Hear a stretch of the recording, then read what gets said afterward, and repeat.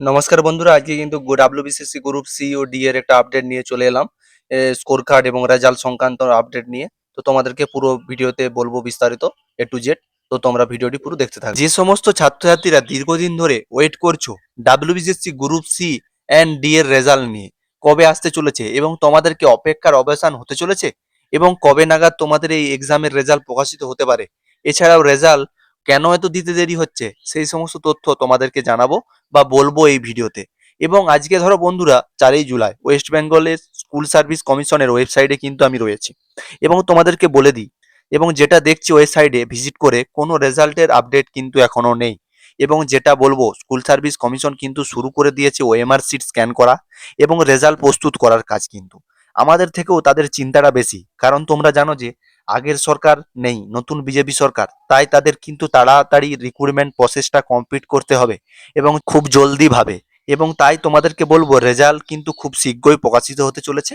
তোমরা কিন্তু ইন্টারভিউ এবং টাইপিং টেস্টের জন্য কিন্তু প্রস্তুতি চালিয়ে যাও, বন্ধ করবে না। এবং বর্তমান রাজ্যে নতুন মুখ্যমন্ত্রী স্কুল সার্ভিস কমিশন নিয়ে আলাদাভাবে নজর রাখছে, বিশেষ করে শিক্ষা ও স্বাস্থ্য ব্যবস্থাকে আরো উন্নত করার লক্ষ্যে কিন্তু তারা এগিয়ে রয়েছে এবং নতুন ঢেলে সাজানোর ব্যবস্থা করছে। নতুন সরকার, এ বিষয়ে কোনো সন্দেহ নেই। সেই জন্য আমাদের একটু অপেক্ষা করতে হবে এবং একটু ধৈর্য ধরতে হবে। এবং তোমরা রেজাল্ট পাবে এবং ইন্টারভিউ হবে, চাকরিও পাবে। এবং তোমরা জানো যে 16 লক্ষ ক্যান্ডিডেট কিন্তু এক্সামটা দিয়েছে, তার মধ্যে কিন্তু ফেক সার্টিফিকেট 1 লক্ষর বেশি বেরোবে, এতে কোনো সন্দেহ প্রকাশের জায়গা নেই। এবং এসটি, এসসি, ইডাব্লিউএস, ওবিসি ইত্যাদি যেসব ক্যাটাগরি রয়েছে, এগুলো প্রচুর পরিমাণে কিন্তু ফেক সার্টিফিকেট রয়েছে। যারা এই সমস্ত সার্টিফিকেটের যোগ্য না এবং তারা এইসব কাস্টের মধ্যেও পড়ছে না, তারা কিন্তু বানিয়ে নিয়েছে। তাও তারা 2011 সাল থেকে এখন পর্যন্ত কিন্তু কত পরিমাণ সার্টিফিকেট বেরোবে তুমি বলো। এবং তোমরাই বলো, এই সমস্ত বিষয়গুলো যদি না ঠিক করা হয় তবে কিন্তু এরকম চলতেই থাকবে। এবং যারা ধরো এই ক্যাটাগরির সুবিধা পাওয়ার যোগ্য এবং যারা ধরো আমার তোমার মতো original OBC, ST, SC, EWS, তারা কিন্তু চাকরিটা পাবে না। এই জন্য ধৈর্য ধরো, সবার ক্ষেত্রে ভালো হবে। এবং খুব তৎপরতার সঙ্গে ওএমআর শিট স্ক্যান চলছে, ST, SC, OBC, EWS certificate verification চলছে।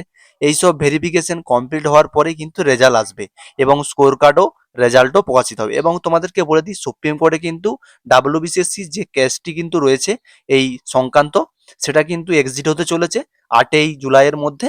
এই 8ই জুলাই কিন্তু কেসটা এক্সিট হয়ে গেলে কিন্তু একটি ভালো খবর আসবে। এবং তোমাদেরকে বলে দিই, স্কোর কার্ড, রেজাল্ট পাবলিশ ও যে সমস্ত প্রসেসটা রয়েছে তা কিন্তু দুর্গাপূজার আগেই সব কমপ্লিট হয়ে যাবে।